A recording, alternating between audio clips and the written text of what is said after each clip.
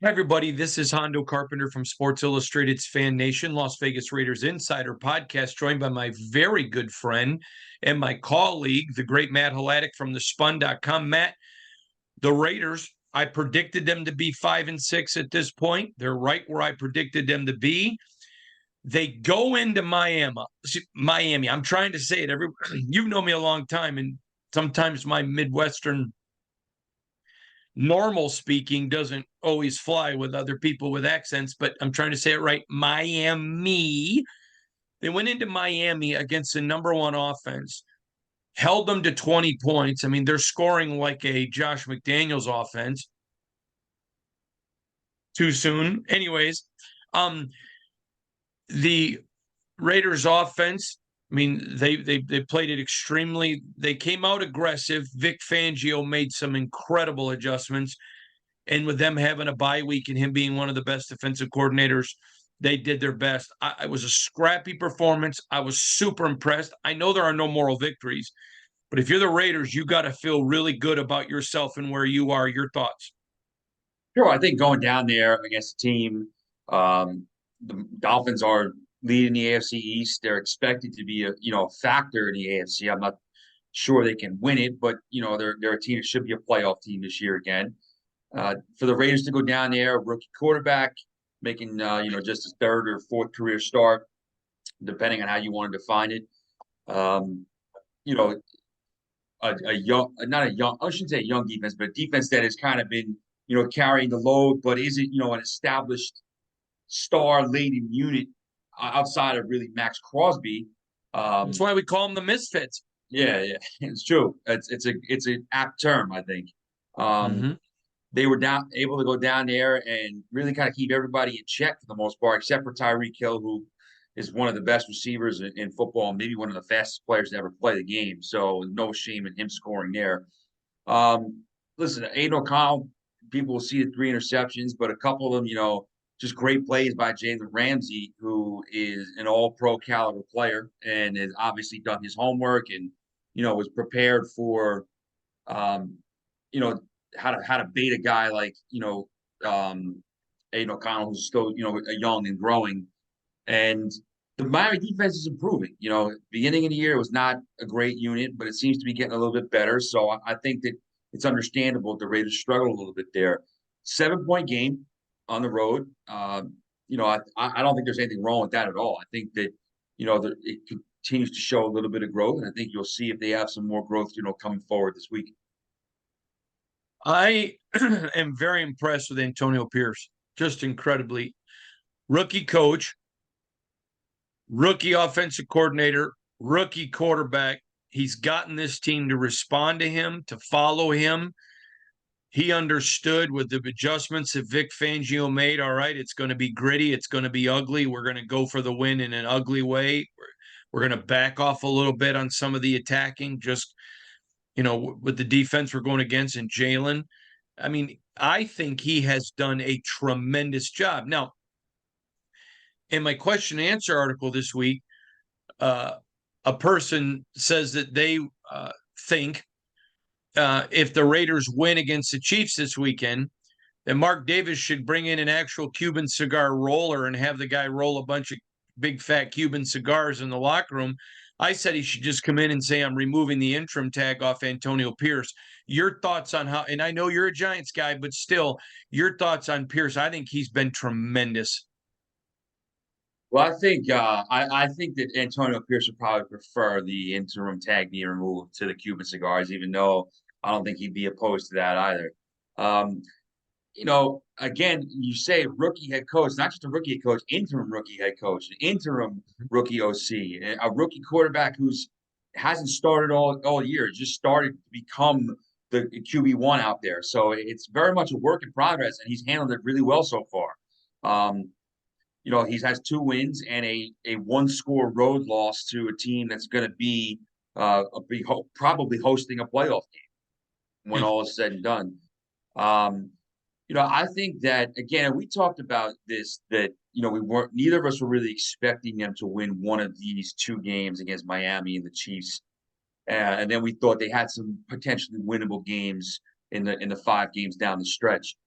But if they're able to pull off an upset this weekend, and listen, I think that the Chiefs are going to be coming in with a big time edge after they pretty much, not to take anything away from the Eagles, because the Eagles are going to the Super Bowl, in my opinion. But I think the Chiefs really kind of, they had their hand in losing that game on Monday night. They were winning, they were in control. A couple of drops, a bad Travis Kelce fumble, and things really flipped. So I think the Chiefs are going to be coming in motivated. They're going to come in with an edge, looking to prove themselves, um, and kind of reestablish dominance. So I think how he kind of handles that will be telling. If this is a close game, and again, like you said, there's no medals for trying in the NFL. There's no moral victories, nothing like that. But if this is a game in the fourth quarter where the Raiders are within striking distance and they're going blow for blow with the Chiefs.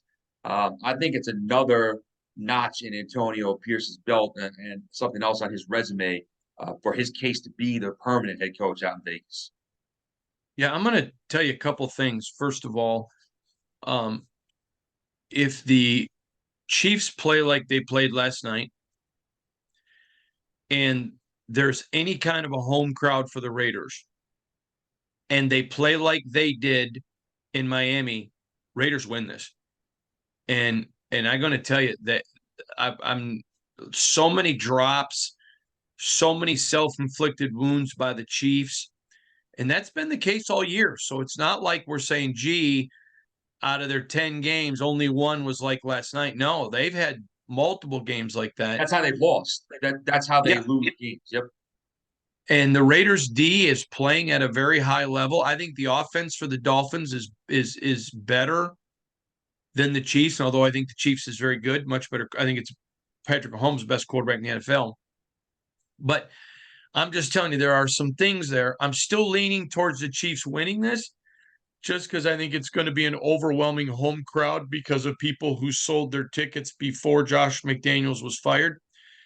But it's going to be fascinating to me, and I love where the Raiders are. All right, I want to turn attention a little bit, because I think it's viable and I think it's super important to discuss. I had a ticket broker get a hold of me who wanted to know if I had any inside information if Taylor Swift was going to be at the game this weekend. And I thought that was the dumbest thing. I've had people ask me, what do I think about, are people injured? And I don't address any of that. If it's something I'm not reporting, I don't discuss it. And I said to him, why are you asking me that? He goes, oh, that'll send tickets in the secondary market even higher from people who aren't fans but want to be in the same building with her. It is phenomenal to me how this young lady has brought a whole new audience to the National Football League. Like it or not, this is good for the NFL and hilarious for the ticket market. It is. And, we've touched on it before about how the phenomenon of people just wanting, like you said, wanting to be in the building to see if they can just get a glimpse of her, or to say they were at the same game as her, or anything like that. I saw that phenomenon up close out here with a lot of people when the Chiefs played on Sunday Night Football in September against the Jets. Um, because I've written and we've written at the Spun so extensively about Travis Kelce and Taylor Swift, I'm trying to think. I think she's still on tour in South America. So I don't know if she'll be at the game this weekend or not. That's why she wasn't there in Kansas City for the Monday night game. I know that. I But had a niece tell me, yeah, Uncle Hondo, she couldn't go because she had to postpone a concert because it was too hot in Rio de Janeiro. that is She's true. going to Exactly. be there this week. My nieces, who are sweet little girls that know nothing about football, are now all, you're gonna be in the same building with In this help me back. long and storied history of the Chiefs Raiders rivalry dating back to the days of the AFL, think of all the big moments and all the iconic players and plays and coaches that have been involved. Wouldn't it be something if we had another, kind of benchmark in that rivalry on Sunday as the game that Taylor Swift was at. Wow. All right, let's get right to it. What is your prediction for this weekend? I too think it's going to be a pretty close game. I think the Chiefs win. I think that they've responded well to their 3 losses so far this year. They have weaknesses. I think that this is legitimately the passing game of the Chiefs outside of Travis Kelce legitimately worries me going into a playoff environment against other elite teams because their receiving core is not good. Their receiving core is actually one of the weaker ones in the league, in my opinion, down near the bottom with some teams that are downright bad. But the Chiefs are able to win games because they have Patrick Mahomes, they have Kelsey, they have solid running backs. They have Andy Reid, and this actually might be the best defense that the Chiefs have had since in this little mini. I don't know if it's necessarily a dynasty, but this mini run of extended contention that the Chiefs have had with Reid and Mahomes. I think the Chiefs win. I have 24-16. I think that it's a one-score game. I think that the Raiders will make things tough on the Chiefs. I think they'll be able to get some pressure on Mahomes. The fact that they don't have a real perimeter receiving threat definitely helps Las Vegas. They can kind of focus some more of their attention on Travis Kelce. And listen, I saw the last time. Well, I shouldn't say the last time because he was with the Raiders last year too when they played Kansas City twice. But I saw with Patrick Graham a couple of years ago when he was with the Giants. I saw him on the road in Kansas City hold with an undermanned defense, kind of hold the Chiefs pretty much in check and keep it to be a 3-point game at the end. So I think Patrick Graham will be able to kind of keep the Raiders offense within striking distance. I just think the Chiefs defense will be too tough on the Raiders offense.